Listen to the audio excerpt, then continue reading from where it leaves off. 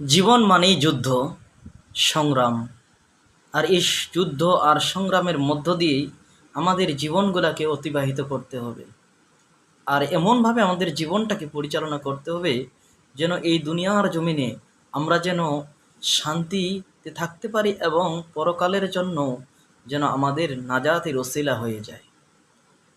এমন জীবন আমাদেরকে গঠন করতে হবে। আমরা আসলে এই দুনিয়ার জন্য পাগল পারা হয়ে গেলেই তো চলবে না। দুনিয়া ক্ষণস্থায়ী। এই দুনিয়াটা দুদিনের জন্য। আমরা দুনিয়ার জন্য পাগল হয়ে যাই, আসলে এটা মোটেও উচিত না।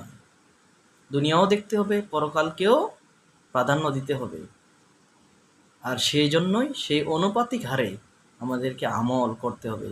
মহান আল্লাহ পাক রব্বুল আলামিন যে অনুপাতে, যেই মাধ্যম আমাদেরকে শিখিয়ে দিয়েছেন, ঠিক সেভাবে আমাদের জীবনটাকে পরিচালনা করার জন্য সবাইকে ওতপ্রোতভাবে চেষ্টা চালিয়ে যেতে হবে।